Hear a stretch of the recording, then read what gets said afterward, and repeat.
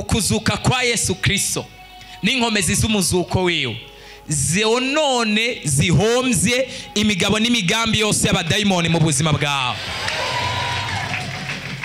Dusomere Kuvayo igice cyaho 18 murongo waho wa 28 nyene. Muri Kuvayo igice 18 murongo turasoma umurongo wa 28. Indanzi y'amajambo iravuga ngo Farao asubira kwanka kurekura abantu. Farao asubira kwanka kurekura abantu.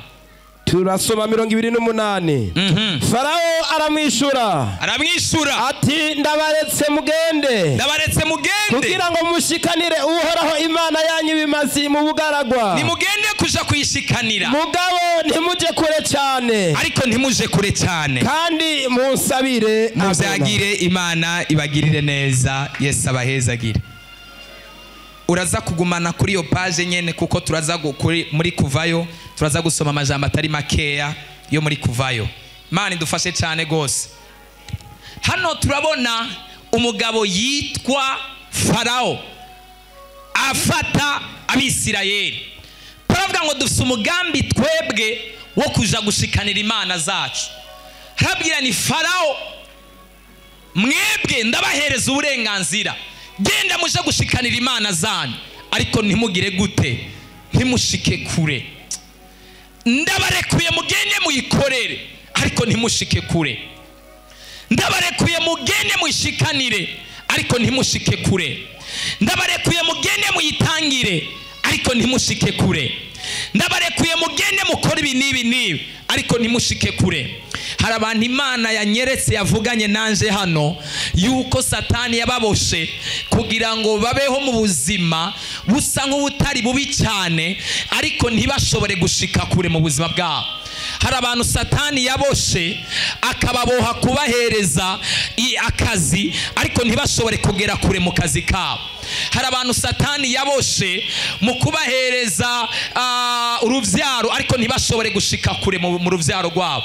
Hari abantu Satani yahaye igikorwa mu buzima bwabo, ariko arababoha kugira ngo ntibashobore gushika kure mu gikorwa cyabo. Hari abantu Satani yashiriyeho ibintu, aravuga ngo ntimugere kure, ndabashingira karimbi, ibi nibi muzobikora, ariko ntimuzoshika kure. Imana yo mwijuru imanura umwemo yo kwaguka no kubandanya kugera kure mu izina rya Yesu.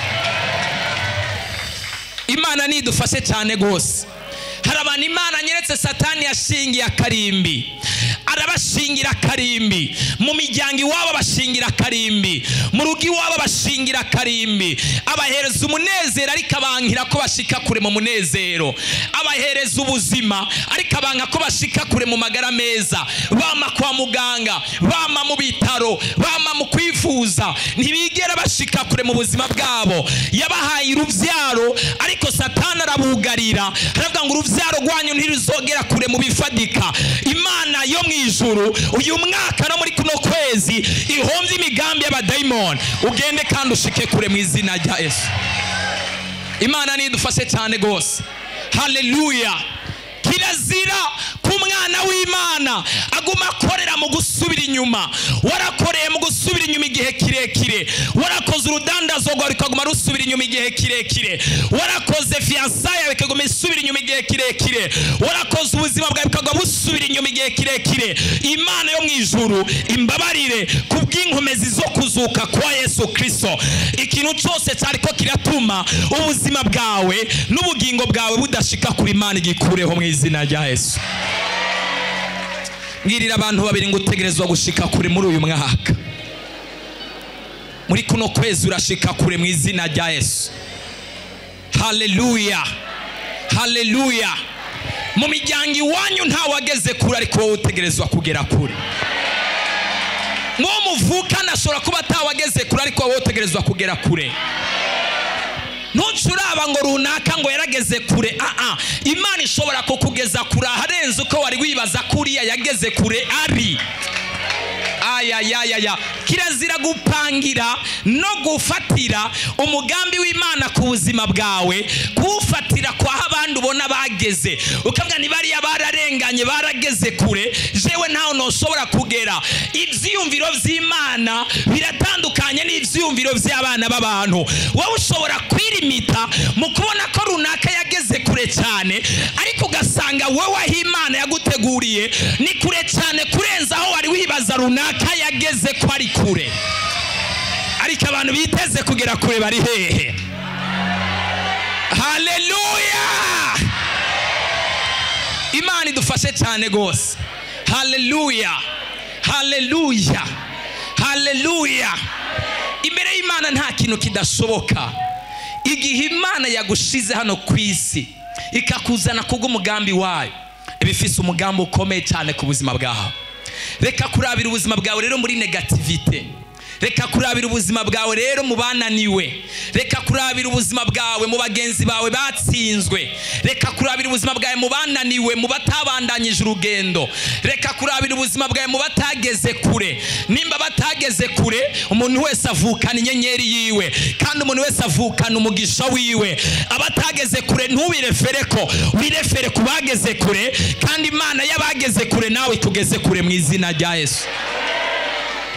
Farawo abwira Abisirayeli, arabwira ngo genda mushikanira Imana yanyu, ariko ndabashingiye akarimbi kizire yuko mugera kure. Mugarukire hafi, mugarukire hafi, mugarukire hafi.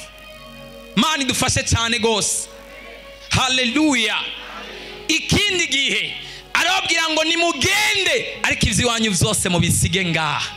Mugende ntihagire ikintu na kimwe mutwara, mugende ntihagire ikintu na kimwe mujana. Hari abantu Satani yaboshe ababoha kugera kure mu gakiza. Abo bantu n'abantu basenga gusa iyo bimeze neza. Iyo hari ikintu kitameze neza, agakiza baca basa nk'abagashize hasi. Bacavuga ni Imana, ndabona wananiwe n'ivyo gusenga ndabihevye. Nagomba mbaza umuntu umwe ikibazo ari ngaha. Igihe uretse gusenga, Bibiri iravuga ngo ibyago n'ivyabazira ntimugire ngo ni jewe nabigomoroye. Imana idufashe cyane.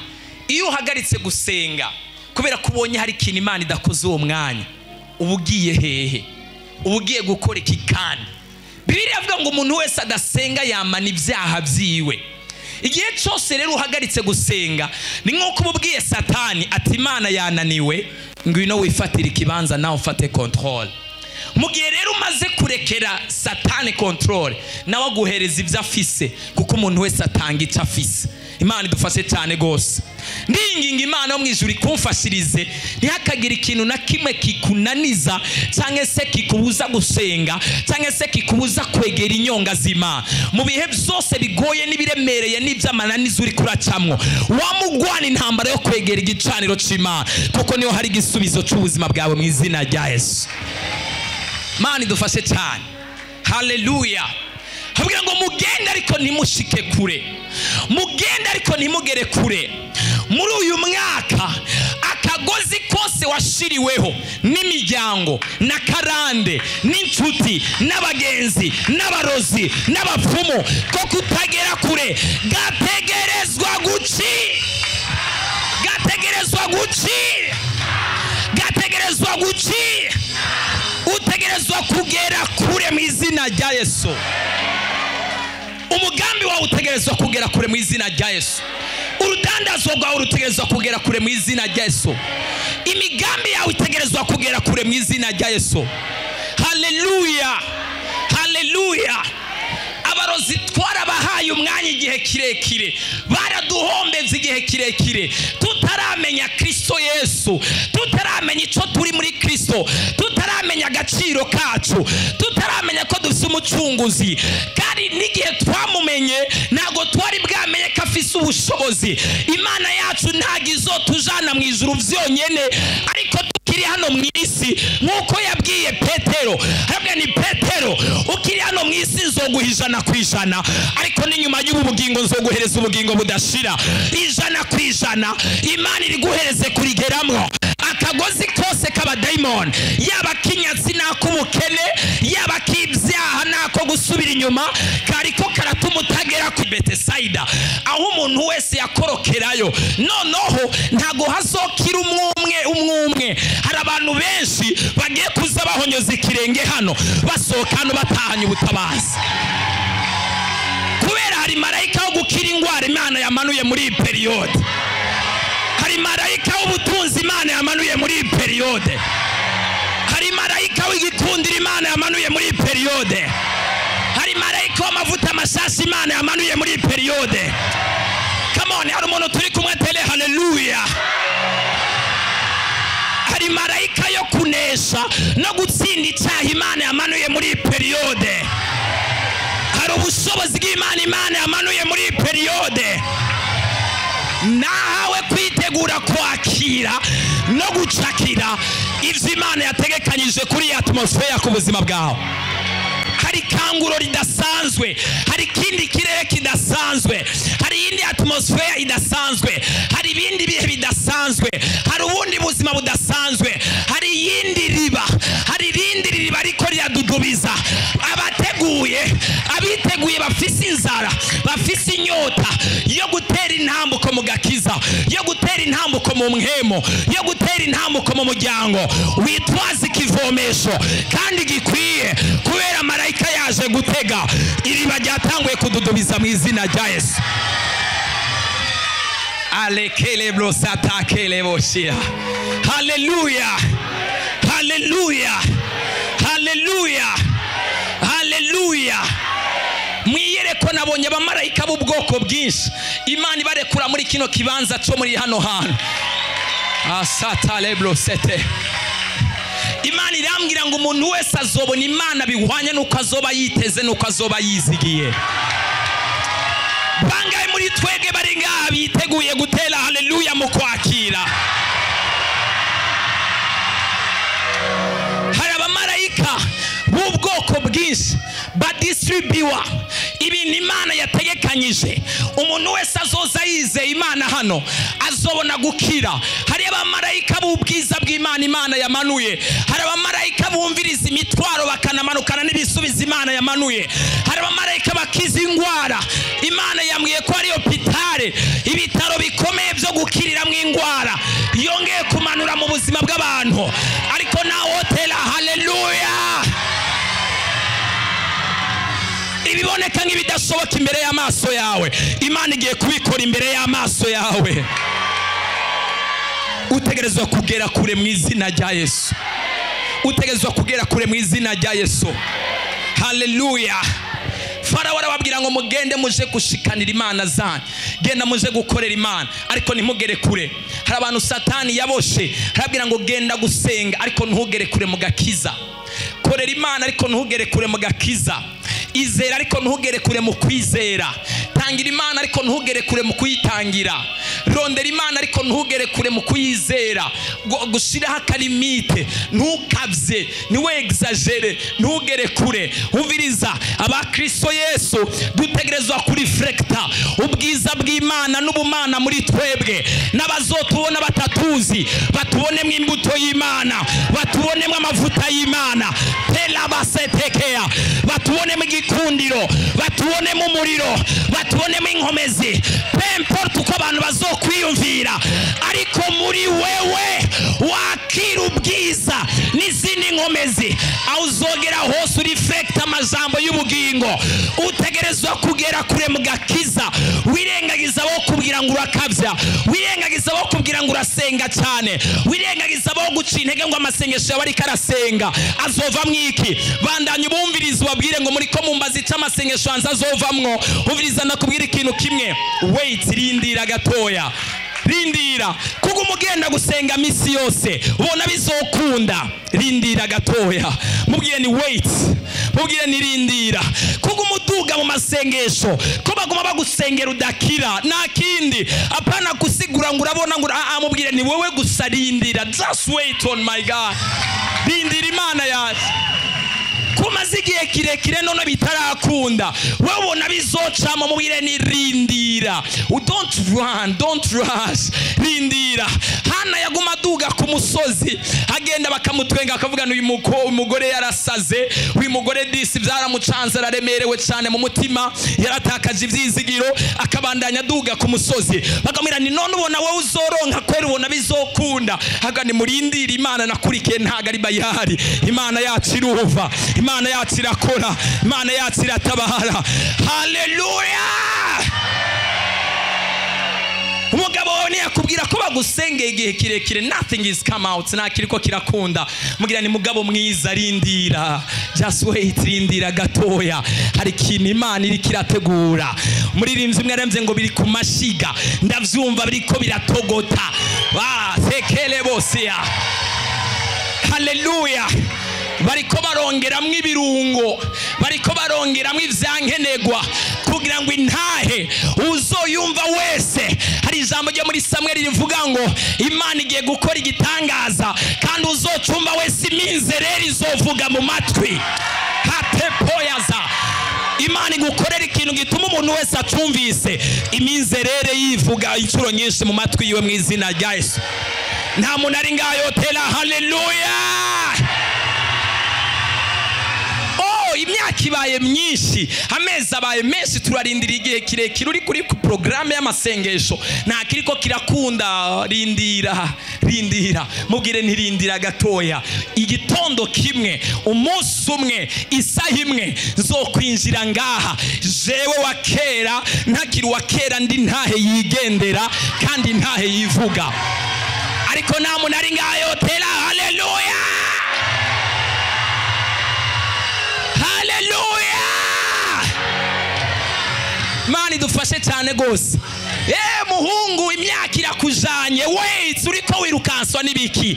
Rindira, hari ikintu Imana iri kirategura kidasanzwe, gikwije uburemere, gikwije kapasite, gikwije ububasha, gifise uburemere bwose bukwiye. Naho Satani yavuze ngo ntugere kure, hari ikintu Imana iri kirategura kandi utegerezwa kugera kure mu izina rya Yesu. Haleluya! Dusomere Kuvayo 12 ku murongo waho wa 5 usise kuri 11. Imana nidufashe cyane. Haleluya! Pasika narababwiye itariki ntago ariyo Yesu yazukiyeko, ni nk'itariki za Noeli n'amatariki yazukiyeko, za Manoweli n'ayandi matariki atandukanye, n'amatariki yagiye ashigwaho y'ugwibutso, kwibuka. Imana idufashe cyane. Muri ya matariki rero twibuka kuzuka kwa Yesu Kristo. Imana nidufashe cyane. Imana yambwiye ngo mu bushobozi bw'umwami wacu Yesu Kristo yazutse, turaza guhonyora hejuru y'ibyishize hejuru byose ku buzima bwacu, kandi abadayimoni turabahombya mu izina rya Yesu. Ikuzimu turabahombya mu izina rya Yesu. Abapfumu turabahombya mu izina rya Yesu. Pasika itwibutsa kuzuka kwa Yesu Kristo. Hano tugira tuganire gatoya. Imana niyo yatanguje Pasika. Ukundi Imana yatanguje Pasika, ibikorwa Imana yababwiye bakora muri Pasika. Pasika imaze gutangura, umurimo wa Pasika umaze gutangura, uko Imana yababwiye n'insiguro nziza ya Pasika n'icyarico.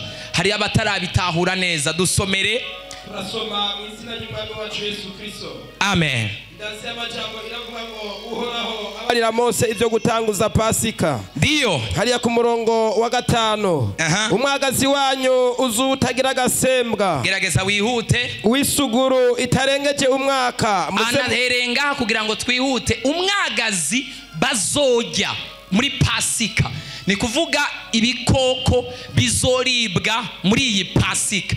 bizoba ari bikoko canke se ari imyagazi itafise agasembwa na gakeya. muze muwukure mu ntama canke mu mpene, muze muwurorereze umunsi ugira 14 w'uku kwezi nyene. Ego. Ikoraniro ryose ry'Abisirayeli baze bakerera imyagazi yabo ku mugoroba, baheze babire ku maraso. Nagomba aya majambo ariko arasoma muyumve, muyatege amatwi kugira ngo twese twumve tujane neza, kuko ndagira ndayavuge ko akanya gatoya. baheze babire ku maraso, bayasige ku bishimajyango byompi no hejuru y'umuryango w'inzu yose. Ego. bawuririyemwo. Bazoheza bakira amaraso bayasige ku bishimajyango by'inzu zose z'Abisirayeli. Bajye inyama zawo muri iryo joro nyene. Iryo joro nyene apana bukeye. Zitaze. Izo nyama ntibazoziteke, baze bazitare. Basikoze imitsima itambiwe n'imboga zirura. Hariho condition yo kurya zino nyama y'iyi myagazi. Bazitare hanyuma bazikoze n'imitsima itambiye. Nimuze muzige mbisi canke zitetse. Nimuze muzige ari mbisi canke zitetse, kiretse bazitaze.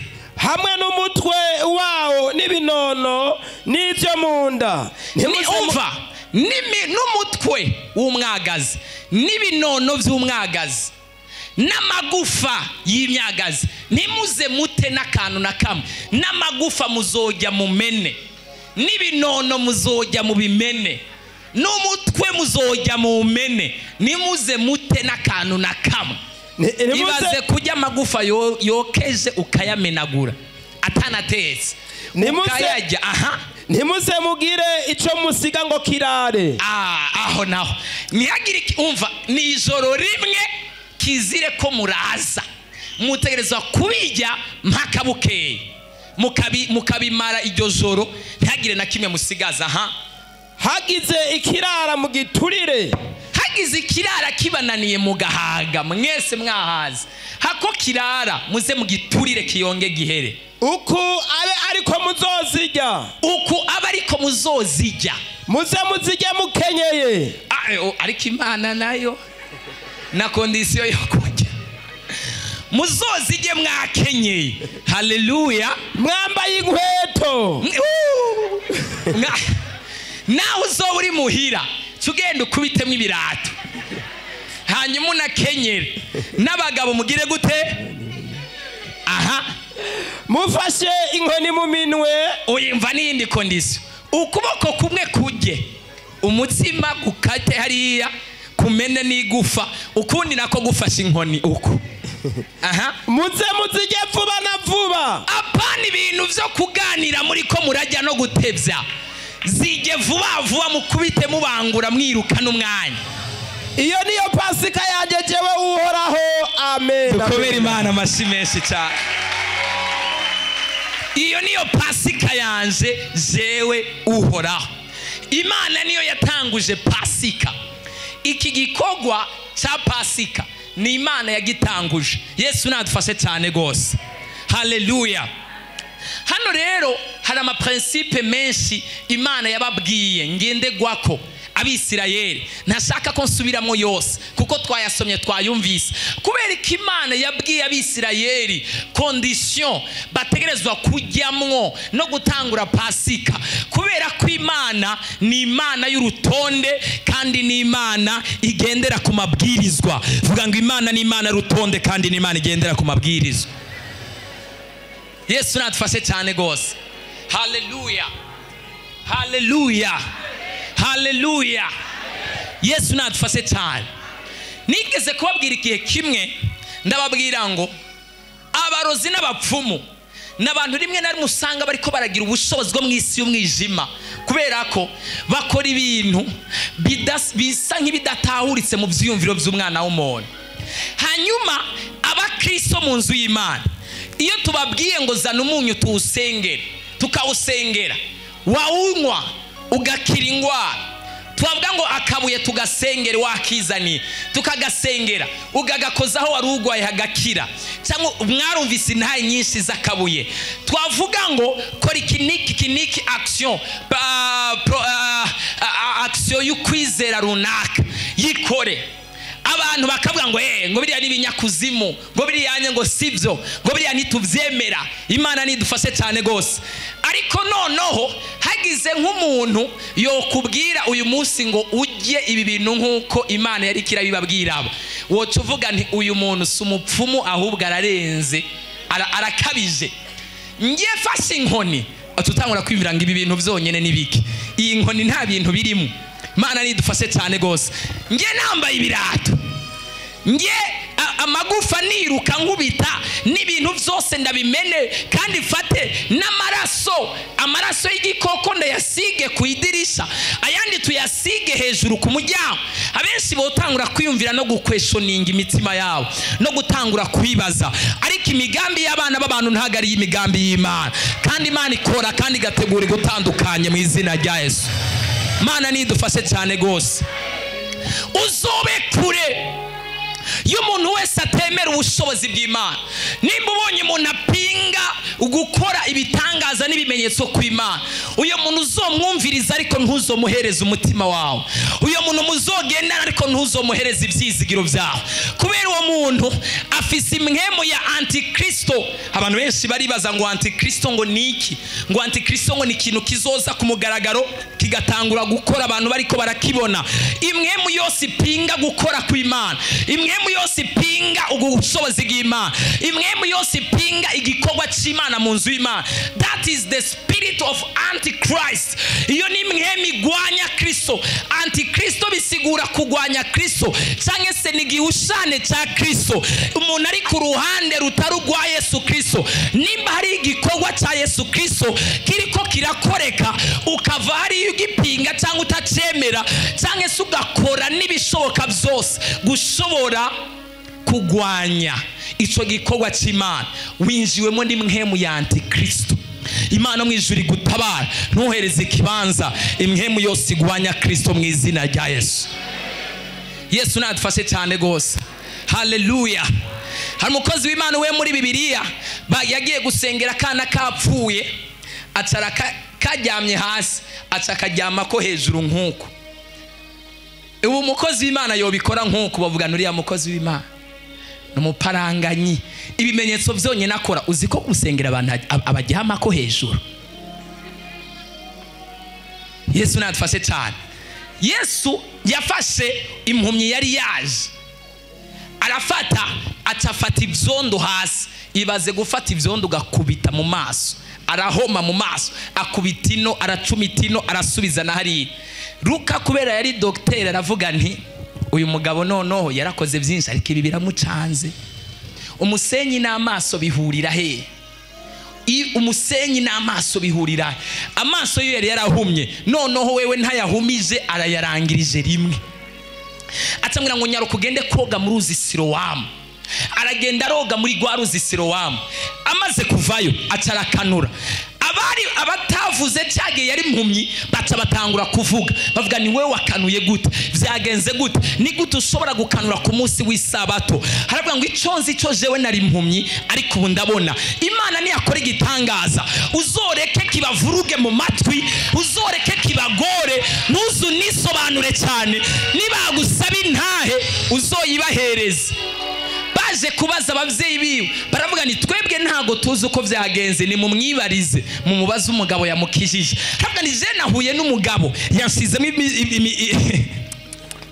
imisenyi mu maso atambwira nje koga mu ruzi Silowamu noze none ubu ndiko ndabona neza kandi ntimungore nari ngena sabiriza atakintu na kimwe nishoboreye none nakize reka kungorera amatwi reka kungorera umutima iconzi ico nari impumyi ariko ubu ndabona haleluya niyaza umuntu aza kukubwira ngo hagarika gusenga hari ahantu wewe ukunuku mubwire ni hari ahantu nahagiyeyo ndemerewe ubu ndazi ukuntu meze hari ahantu nahagiyeyo ntaza gakiza cyarico ubu ndiko ndamenya gakiza hari ahantu nahagiyeyo ntatinya icyaha ubu ndiko ndatinya icyaha hari ahantu nagiyeyo naboshwe ukunuku ubu ndiko ndabohoka ukunuku, hari hano nagiye bimeze ukunuku ubu bimeze ukunuku. Atanabitahuye mwima makuru umubwiye nti wewe rindira gusa nawe uzobona igitangaza cy'Imana. Imana idutabare cyane. Yesu ababwira uko bajya Pasika. Yesu nadufashe cyane gose. Haleluya. Pasika itwibutsa ukuzuka kwa Yesu. Kino cyari kimenyetso gikomeye cy'amaraso yasizwe hano.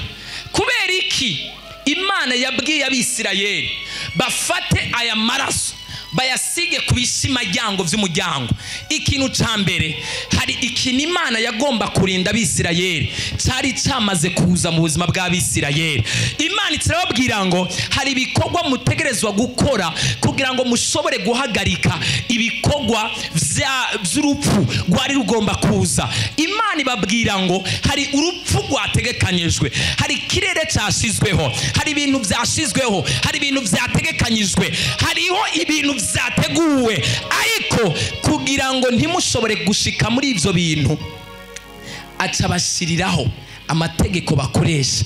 Imana niyakubwira ikintu ukora uzogikore. Imana niyavugana nawe ico ukora mu nzu y'Imana uzogikore, kuko uzokora kimwe igukorere 10, ukore 10 igukorere 20. Imana nidufashe cyane gose. Haleluya, haleluya. Hari mwemu y'urupfu yari yateguwe, ariko Imana iravuga ngo naho hari mwemu y'urupfu yateguwe ku buzima bw'abandi, ntegerezwa kurinda no kuzigama ubuzima bw'Abisirayeli, ubuzima bw'abana banje. Imana yo mwijuru imbabarire ikumfashirize mu gihe n'abandi boba bariko barabura, Imana ikurinde kubura mu izina rya Yesu. Mu gihe abandi boba bariko baratakaza, Imana ikurinde gutakaza. Mu gihe abandi boba bariko barasonza, Imana ikurinde gusonza. Mu gihe abandi boba bariko barabura, Imana ikurinde kubura. Mu gihe abandi bariko bararira, Imana ikurinde amarira. Haleluya. Imana yacu iri capable yo kuguhereza amahoro mu gishinga abandi bayabuze. Imana yacu irashoboye mu kukuduza mu gihe abandi bariko baramanuka hasi. Imana yacu irashoboye kuguhereza umunezero mu gihe abandi bose babuze umunezero.